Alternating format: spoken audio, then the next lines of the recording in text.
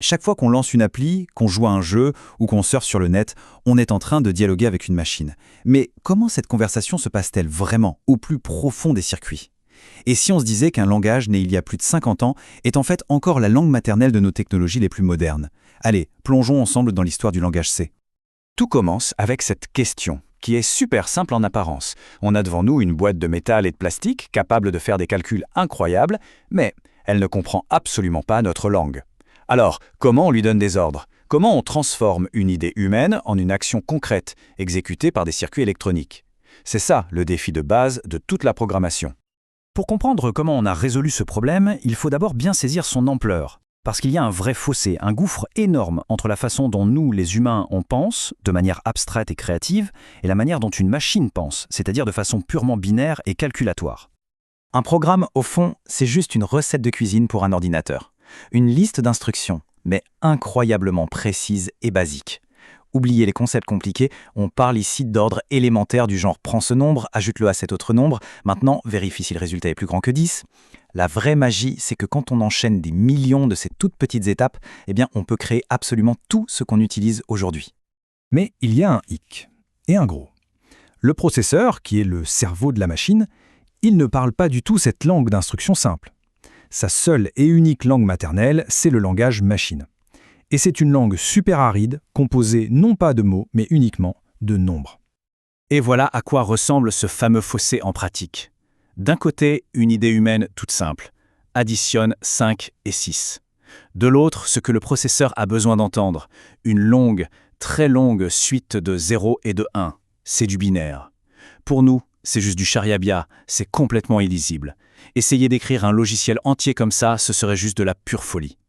Bon, face à un obstacle pareil, l'ingéniosité humaine a bien dû trouver une solution. Il fallait construire un pont pour traverser ce fossé. Et c'est en fait toute l'histoire de l'évolution de la programmation. Un effort constant pour rapprocher le monde de l'humain et celui de la machine. Au tout premier jour de l'informatique, les pionniers n'avaient pas vraiment le choix. Il fallait parler la langue de la machine, point final. Imaginez un peu le tableau, des programmeurs qui passent leur journée à perforer des cartes en carton où chaque petit trou représente un 1 ou un 0. Une seule erreur dans des milliers de trous et hop, tout le programme était acheté. C'était un travail de titan, super lent et vraiment, vraiment frustrant. La solution, ça a été un concept absolument clé, l'abstraction. L'idée, c'est de créer des couches de traduction successives pour se simplifier la vie. D'abord, dans les années 50, on a inventé l'assembleur. Ça permettait de remplacer les longues suites de chiffres par des petits mots-clés, comme add pour additionner. C'était déjà un énorme progrès. Et puis, au début des années 70, un certain Dennis Ritchie a franchi une étape décisive en créant le C. Un langage bien plus proche de la logique humaine, à la fois puissant et facile à lire.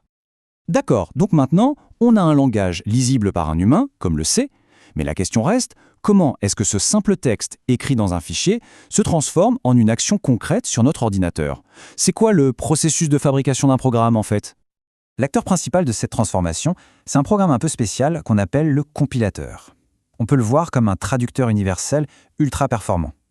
On lui donne notre code source en C, notre texte lisible, et lui, il va le traduire méticuleusement, ligne par ligne, en langage machine, la seule langue que le processeur est capable de comprendre.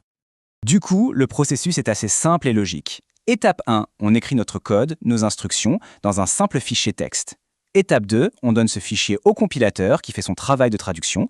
Et enfin, étape 3, le compilateur nous sort un tout nouveau fichier, un programme exécutable. C'est ce fichier final qu'on peut lancer pour que la magie opère. Très bien, on sait maintenant comment transformer le code en programme. Mais de quoi est fait ce fameux code? Quelles sont les briques de construction, les outils de base que le langage nous donne pour travailler? Au final, quand on y réfléchit, programmer c'est toujours la même chose. On prend des données en entrée, on les transforme d'une manière ou d'une autre, et on produit un résultat en sortie. Que ce soit l'action sur une manette de jeu, un texte à afficher à l'écran ou une image à modifier, tout n'est qu'une question de manipulation de l'information.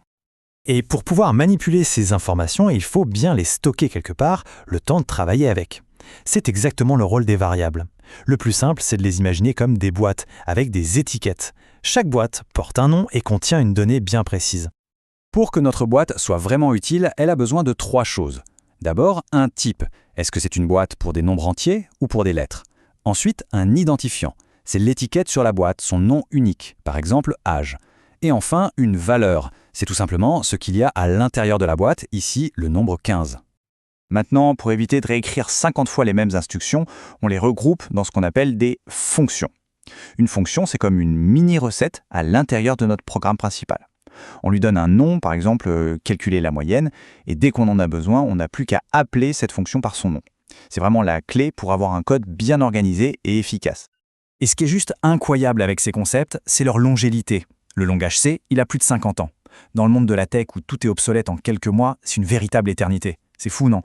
Et ça nous amène à une question qui est assez fascinante. Le C est absolument partout. Il est le squelette de nos systèmes d'exploitation comme Windows ou Linux, il est le moteur de nos navigateurs, le cœur de la plupart de nos jeux vidéo. Alors comment un langage qui a été conçu à l'époque des téléphones à cadran peut-il être encore aussi dominant aujourd'hui? La réponse, elle est peut-être dans sa nature même. Il est resté le pont le plus court, le plus rapide et le plus solide entre la logique d'un être humain et la puissance brute du silicium.